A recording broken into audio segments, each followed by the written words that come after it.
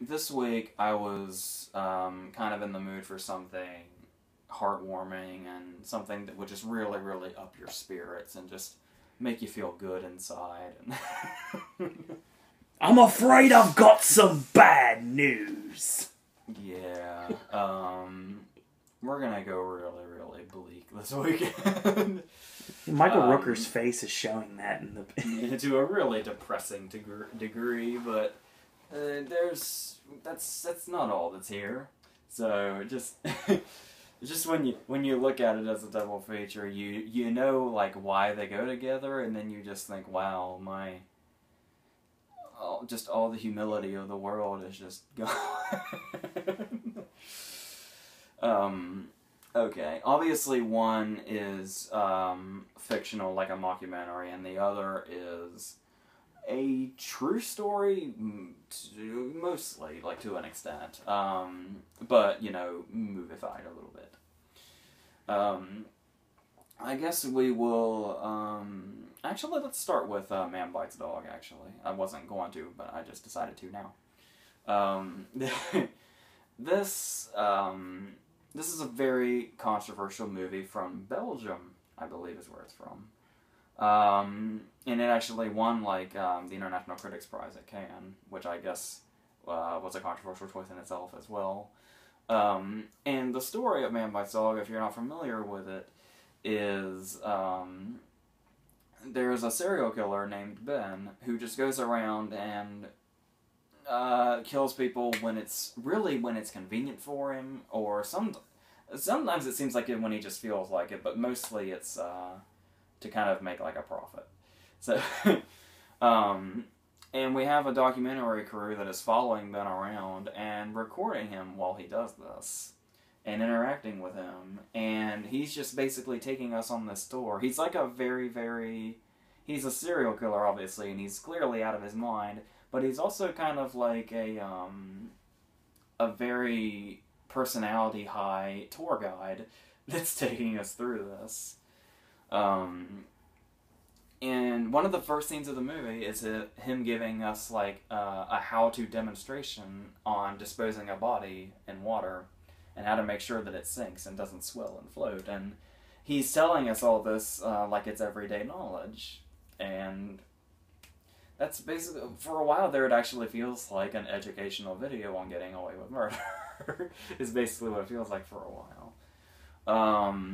And just to give you an idea, even though he seems like if he wasn't, he'd actually be like a relatively decent person to hang out with if you took out the whole serial killer thing.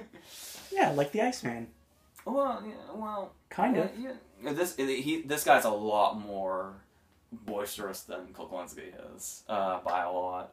And the thing about it is, there are actually moments in this movie where we see him in the midst of his family, and his family actually talks about him, and it's like they're really, really proud of him. And they talk about how, like, when you would think, like, you know, with the way he is and how sick he is, that he would have been like this really, really, like, had this deranged upbringing, or had this really, you know, psychotic childhood and horrible, terrible things happen to him. But his family is, like, really, really loves him, and they talk about how when he was a kid, he was, like, really joyous, and he liked to pull pranks on people. And there was I think it's his mom actually describes him as affectionate and sweet. So yes, and then that immediately is, immediately cuts to a scene of him killing somebody, of course, naturally. And that's what it is for a while there. And just to give you an idea of the depth of this movie goes, now there's kind of a payoff here, but just let me list down some of these scenes here. For starters, his character is an extreme misogynist and racist, and pretty much every other bad-ist you can be, he is.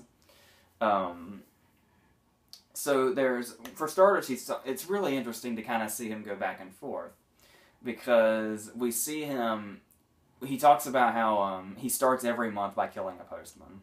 Like, that's just his routine. It just kind of, like, gets him in the groove. And we see him track down a postman and beat him to death.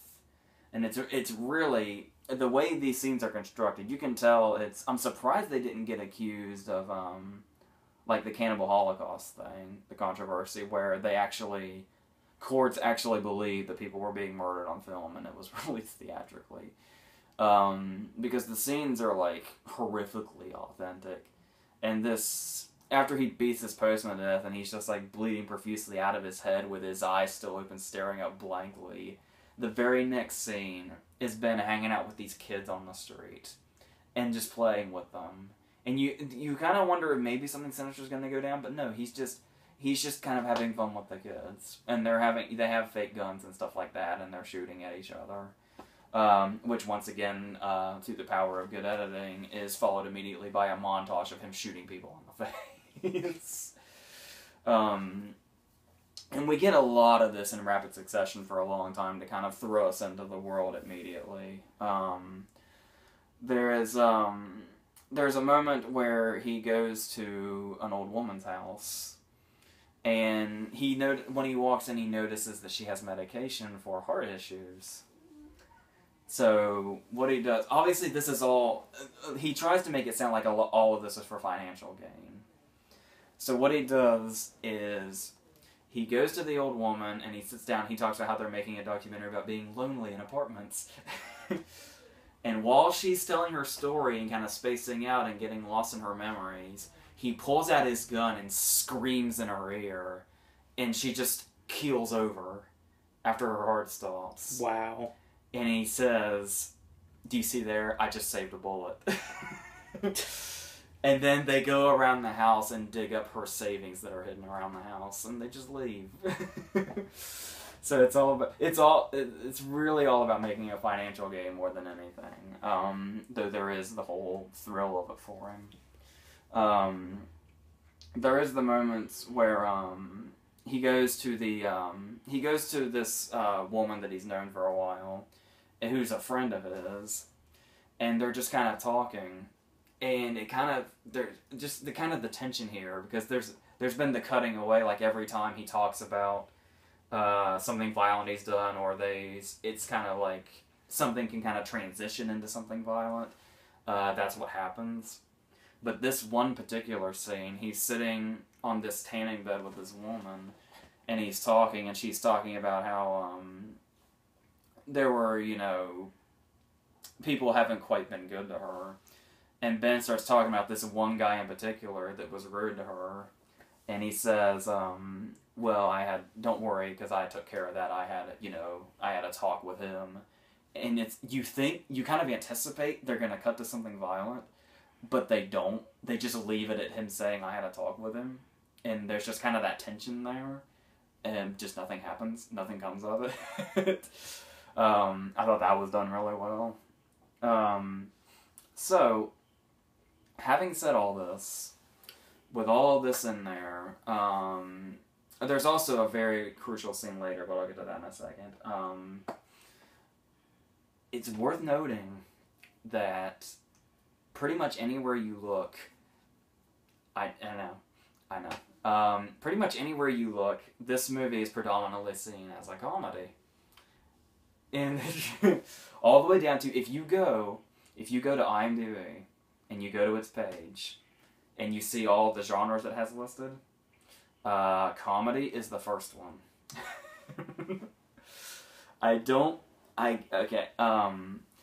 And that's not completely without warrant. It's clear for most of this movie they're really, really going for a really, really, really fucking dark comedy approach. Like there's one particular moment where he's the one guy he goes to kill actually gets away from him, and they have to chase him. So they chase him into like this factory, and it's a whole sequence where they have to track him down. And at one point, Ben loses like his bracelet, which had something on it. And the guy, he's really, really upset about it, like it was something really personal to him. And the camera guy's like, "Oh man, that had real sentimental value, didn't it?" And he's like, "Yeah, it was my first communion." And So it's a big deal to him, and he's like, that's a real pain in the ass to lose, right? And he's like, yeah, it was a real pain in the ass to steal. There's not enough kids around here with my first name. So they throw stuff like that in there, and there's one particular scene that I like the attention to it, and there's also something absurdly funny about it, where he's gone on his killing spree for today, and they're all gonna go their separate ways. They're all gonna go home, but Ben decides that he's got a huge craving for mussels right now, so he wants to drive 2 hours to a seaside restaurant and get a shitload of mussels. And it's kind of that whole, how do we tell the serial killer, we had other plans, and that's a long drive, and we made plans with our girlfriends, and we gotta get home, and you've upset the serial killer, saying, maybe some other time. By the way, there's a cut, and they end up getting the mussels. Which we're treated to a lovely scene where Ben eats so many mussels that he ends up projectile vomiting all over the dinner table. But so that's that. But then there are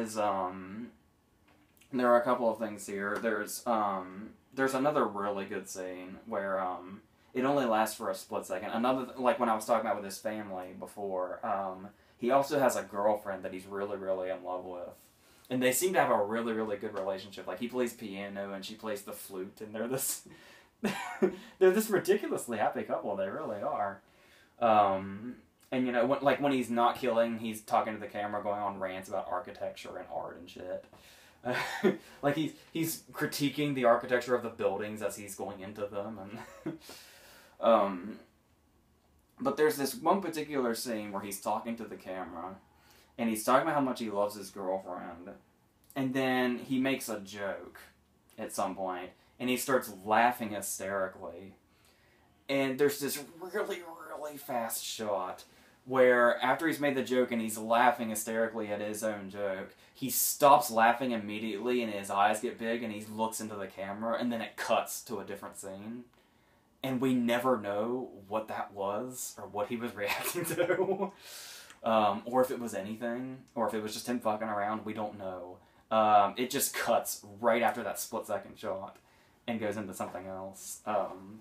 That one tiny little sliver of film has always kind of stuck in my mind and freaked me out a little bit.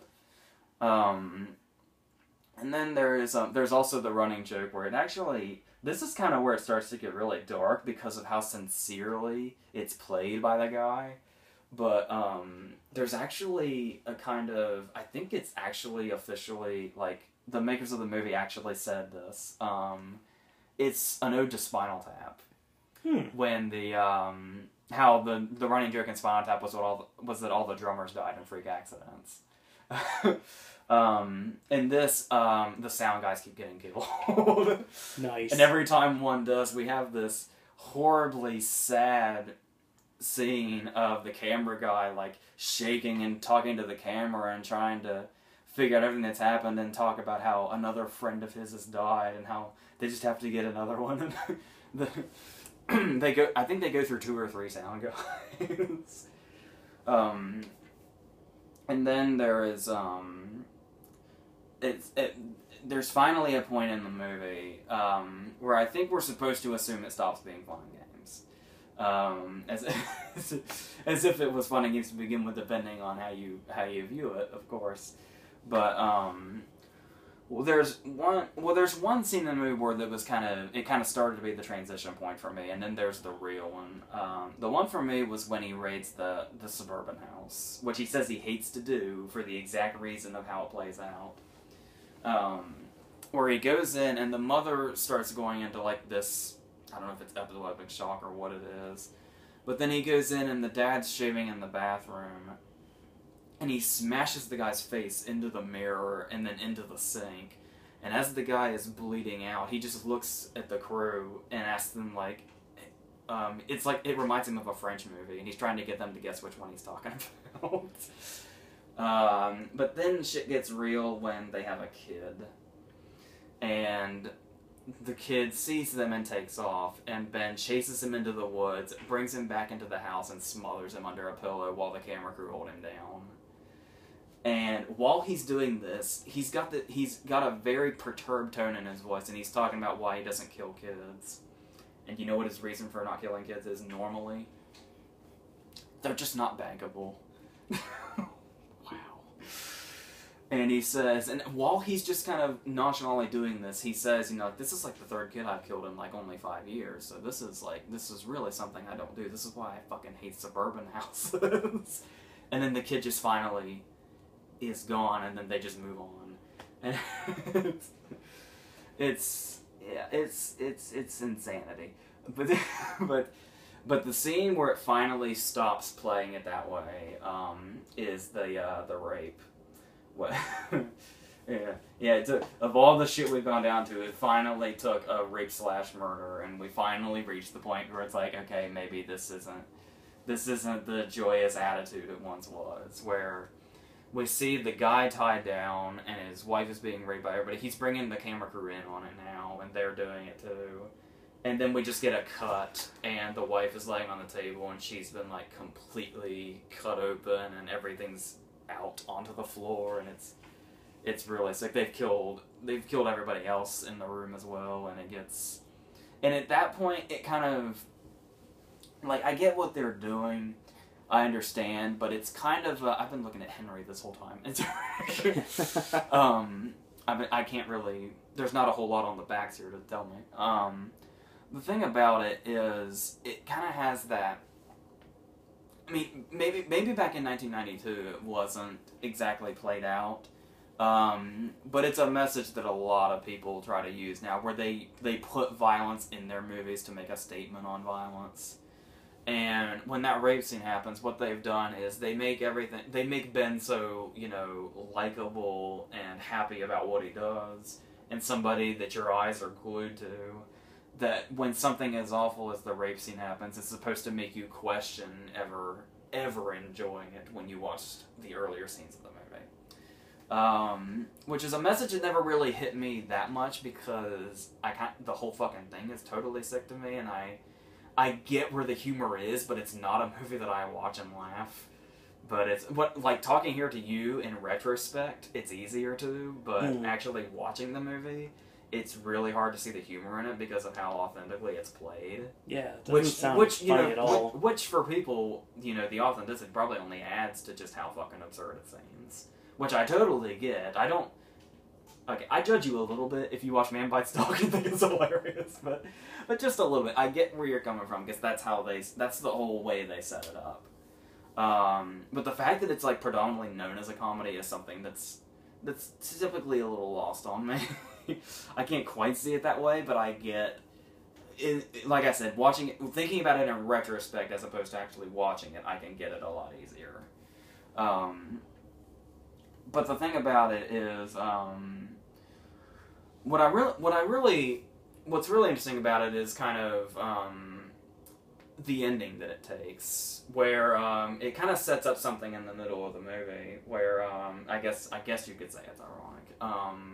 When they're in the warehouse and the first sound guy's been killed, the camera guy gets upset and starts kicking the guy after Ben's killed him for killing the sound guy. And Ben tells him, you know, that like revenge is a really bad habit, and that's a rabbit hole you don't want to go down. So just don't even think about revenge. Just, he's dead now. Let's just walk away and not think about it. Let's go do something else. And it ends up being an act of revenge that gets them all killed, when this unseen person that we never see and we don't know what the origins of. It's probably somebody we never saw, but it's clearly somebody out for revenge for somebody that Ben has killed. Like, we've seen him kill so many people, and we know he's killed so many people before this even started. There's an endless number of possibilities that it could be. We never find out. But we see his parents get killed, his girlfriend gets killed, and just as a point of humiliation, her flute is inserted into her corpse. Oh, wow. And not where you're thinking, the other way. Oh. And just they all end up victims of an act of revenge, and it's very anticlimactically played, and it just kind of, obviously, just with the way it's set up, it obviously just has to stop at some point. And it's kind of interesting that they took that route, and yeah, it's interesting. It's really interesting to watch it. It's mainly the handheld style and just the authenticity of the handheld style, which, by the way, the director of Henry wanted to use, but then just ended up making it more movie-like. But that's, I don't know what Henry would have been like if they tried to add to its authenticity even more. But yes, Man Bites Dog is definitely a film experience. It's, if this is the kind of thing, like I said, I'm not really quite on board with the whole showing you something and letting you, bask in it before they tell you how wrong you are for it thing. Because it's wrong from the get-go, and I think most people going into it know that. I would certainly hope so. But then, on another end of that, we have Henry, which is, John McNaughton is the director. He did Wild Things and Mad Dog and Glory, among others. I know both those movies very well. Later in his career. This actually was completed in 1986, but not released here until 1990. Because of there was the ratings issues, plus there was, distribution and, producers not being happy with it and stuff like that. So it took 4 years to get to theaters, finally. And what happens here is we're introduced to it's a 3-character movie, really. Starting with Henry, who we meet right away. The very first shot of the movie is a dead girl. So we know immediately the kind of world that Henry is in. There's no mystery shrouded here. But then directly after that, we see him sitting in a diner. It's like, I can't help but think this was an inspiration for the opening of Natural Born Killers. It's just him sitting in a diner, and he's being really nice to the waitress, and being very personable, and just the last person you'd suspect. And then he tips well, he pays her, and then he leaves, and he drives off. And as he's driving, we are cutting back and forth to the crime scenes that he has left behind in his wake. There was the girl from the opening scene. There's a liquor store that's got like 5 bodies sprawled out in it that are covered in blood. There's a girl that is who looks like a prostitute of sorts, I guess, who is in a bathroom and is sitting up and has a broken glass bottle lodged down into her throat, which apparently was like the setup of her body is like a direct replication of a crime scene photo, which is kind of disturbing. And then there's the girl laying face down in the creek, and we're just cutting back to this while we see Henry just in his natural state, as he normally goes into life. And it's a very interesting way to set up his character and kind of show both sides of him, because if they were to just introduce him with the diner scene and nothing else, you would probably never think he's capable of something like that.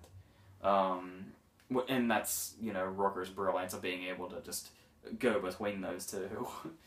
And our other 2 characters are the siblings, Otis and Becky. And Otis, Tom Tolles, who we actually lost relatively recently, who you probably know from the Rob Zombie movies more than anything. He was one of the villains in the Miami Vice movie as well. He's another very unsuspecting person, because when we first meet Otis and we see his interaction with Becky is the first scene he has. The interesting thing about Otis is he's played off as such a normal person. Like, he comes off very, trailer trash douchebag kind of like, but still, in a totally normal way. It's not until later that we realize what he is capable of, and apparently we kind of get a sense that he didn't know he was capable of it either. So not only is Otis kind of surprising to us as an audience, but he kind of also surprises himself, because the first time he comes face to face with something like that, he claims to Henry later that he's killed people before, just out of his control or something. It's hard to tell what that means, but when he and Henry are in the car, he and Henry are friends and live together, But the only thing he knows about Henry is the fact that he killed his mom and I guess her lover. But we don't really, it's kind of hard to tell if he believes it or not. He probably doesn't at this point in time. So one night, he and Henry go out and pick up prostitutes and pull off to the side of the road. And Henry starts to strangle one in the back seat. And after he has killed her, he leaps into the front seat and snaps the neck of the other one right in front of Otis's face. And you can see this look on Otis's face that he has not witnessed something up close like this before. So this is a totally new world to him. And the very next scene is followed up with he and Henry eating burgers and him just saying, "Hey, you alright, man? You want some fries?" So, and then he manages from that point on to drag Otis into his world of just going around and killing people for sport, pretty much. And then we're introduced to Becky, who is Otis' sister, who basically, there's this really long, interesting scene that's really, really revealing. And it's a really, really great scene and really shows off the performances, where Henry and Becky bond over their disturbing parent backgrounds. Because Henry tells the full story of why he killed his mom and how he did it. Which he apparently sometimes doesn't even remember the method. Because apparently he beat her to death, and then he says he stabbed her, and then he says he shot her. And then when she corrects him, he says he stabbed her. But then we have Becky's story where she was raped by her dad and her mom would ignore it. And I think we eventually get a sense that probably Otis too. And they use this as like a bonding thing. Like they do the hand holding and they become really close and it becomes this really twisted love story. Sounds familiar. Yeah. And then from then on, the movie goes in the direction of what Henry likes to do, and we get to see in detail. It's worth noting that this movie along with a couple of others were kind of the start of NC-17. Like they were the reason for it. Which is not, this is like an Australian DVD, so this doesn't quite tell you that, but yeah, so here, it started with an X rating, and then they did NC-17. I think when they release it now, it just goes unrated. And then, from then on, it's pretty much these unforgettable, horrific murder scenes. But the thing about this movie is, like, just to go through a few of them, there's the scene where the TV goes out, so Otis gets mad and kicks it and breaks it and says, "Well, I really need a new TV now." So Henry says, "Let's go get a TV." And that leads to one of the more graphic killings of the movie, which I think got it that rating, was the breaking the TV over the guy's head. It is a lot more graphic than you're probably thinking, much more than they've shown in other movies. Dan Aykroyd in Grosse Pointe Blank has nothing on what happened to this guy. And then of course he says, turn the TV on, and then after they've already killed him by crushing his head with the TV, they turn it on and like electrocute him. So there's that. And then there's the scene where there's like a, I won't say undertone necessarily, but there's kind of there seems to be kind of a gay thing going on with Otis. It's only touched on in one scene where he's trying to do like a drug deal with the high school kid, and then he just kind of gropes his leg, and then ends up getting punched in the face for it. And to take his anger out, Henry takes him out to just shoot a random guy. And Otis decides it makes him feel better.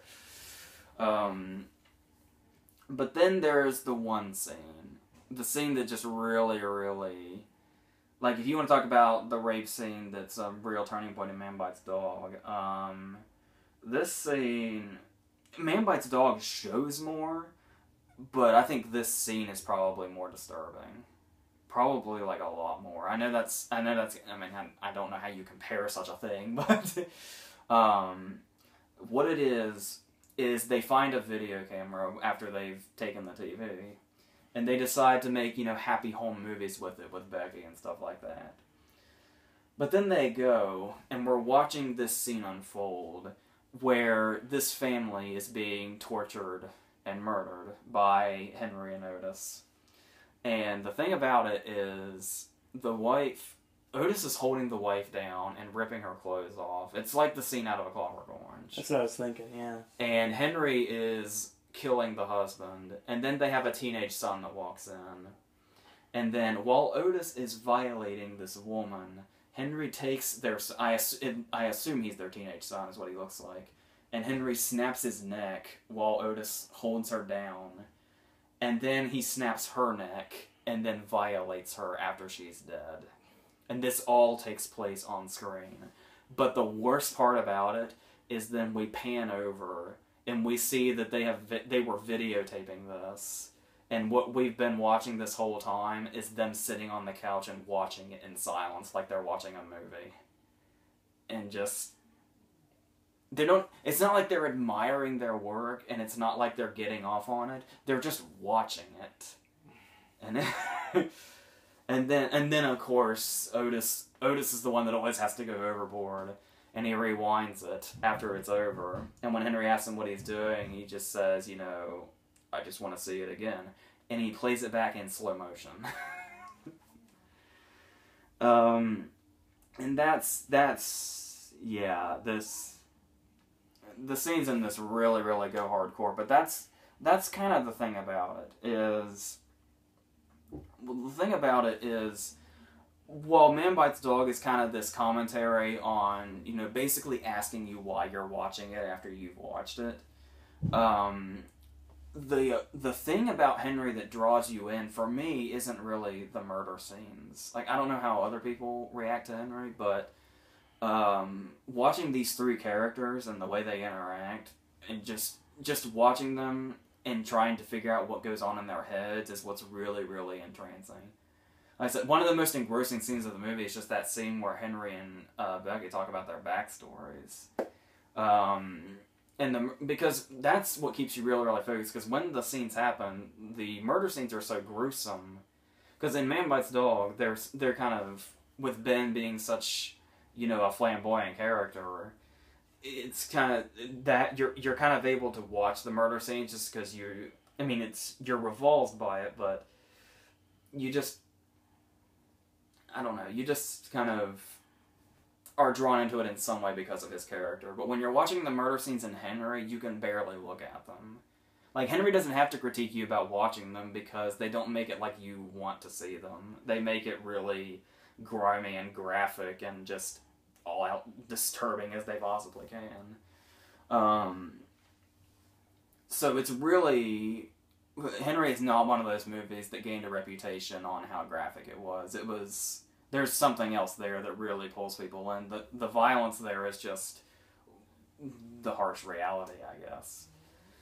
Now the thing about it, and of course, given the open ending where obviously Henry is killed and cut up Otis, and then that really soul-crushing final shot where it's just him and Becky in the hotel room, and then the next morning Henry drives off, and then on his way out of town drops off a bag on the side of the road, and we know that she's in it.